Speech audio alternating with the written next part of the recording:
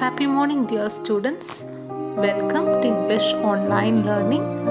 In today's English class, we are going to discuss the book exercises from Chapter 9, The Zebra's Pyjamas.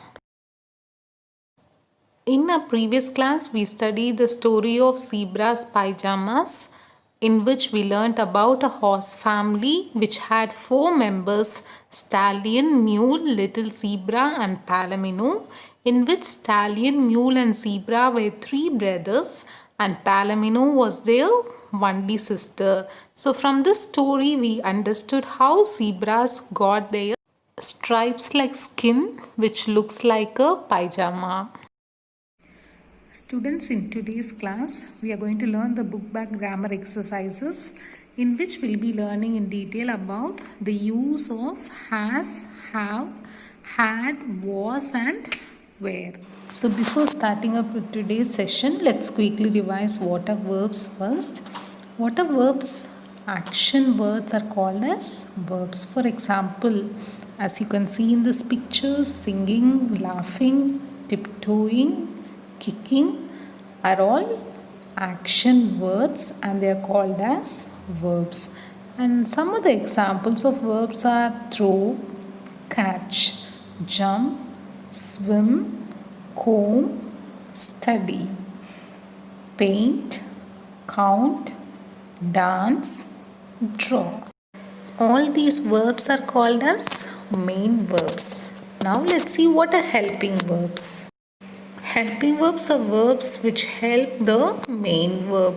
Sometimes a verb cannot work alone. It needs a helper. And these helpers are called as helping verbs. There are 23 helping verbs and they are am, is, are, was and were, being, been and be, have, has, had, do, does, did, shall, should, will and would. And there are 5 more helping verbs like may, might, must, can and could. And the most commonly used helping verbs are is, am, are, has, have, had, was and were. So what are helping verbs? Helping verbs are verbs that help the main verb in forming a sentence. And in this video, students, you will be learning where to use has and where to use have, and how to use had, was and were. First, let's learn about the use of was or were. So when we talk about something that happened in the past, we use the verbs was, were or had. So was is used with singular nouns and were is used with plural nouns. So we use was if there is one person or object or one place or one animal. So in case of any singular noun, we use singular noun or singular pronoun, we use was. For example, he was. So he is a singular pronoun, so we use he was. She is again a singular pronoun because it talks about one person, so we use she was. Again, it was, the boy was, the girl was, the dog was. So whenever we speak about one person or one animal or one object or one place, we use the verb was.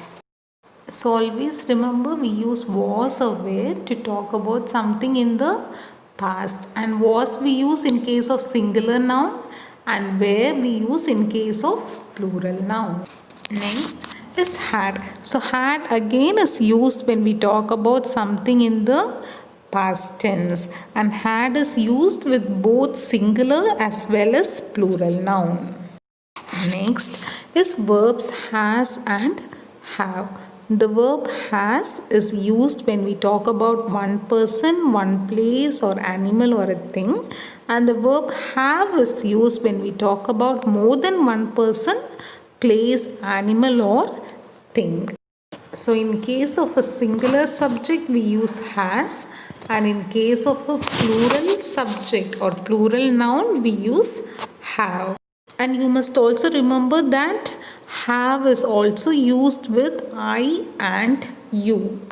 Secondly, has is used when we talk about one person or one object or one animal or a place. For example, he, she, it, we use has. And have is used when we talk about more than one person or one animal or one object. So in case of we, you, they, we use have. So I and you, we always use have. So students, I hope you must have understood by now. We use have in place of plural subject, which means when we talk about more than one person or more than one animal or an object. And we use has in case of singular subject. That means when we talk about one person or animal or an object. But we use was and were to talk about anything that happened in the past, and we use was in case of singular subject or singular noun, and we use were in case of plural. That is when we talk about more than one person or an object or a animal or a place. So even in this picture you could see the child was playing football. So was, since child is a singular subject or a singular noun, I use was there. Anita and Kavita were playing on the swing. So Anita and Kavita is plural noun. So I use were here. Let's try few more examples, students. He was tired. Okay, so he is singular subject, singular pronoun. So we use was. Again, we were late.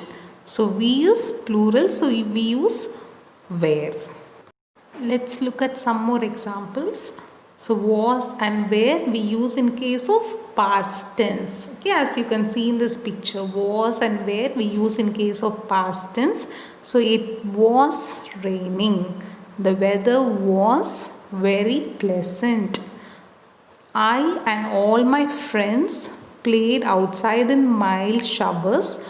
We is plural, so we use were. We were having great time, but when it started thundering, we rushed inside our homes. So students, did you understand about helping verbs? What are helping verbs? Sometimes a verb cannot work alone. It needs a helper, and these helpers are called as helping verbs. And some of the examples of helping verbs are am, is, are, which we studied in our previous lesson. And in this lesson, we studied about was, were, has, have, and had. And there are many other helping verbs which you will be learning in your higher classes. So now it's time for you to complete your assignments. You can turn your books to page number 72 and copy the exercises from page number 72 to page number 75. Thank you, children. Have a nice day.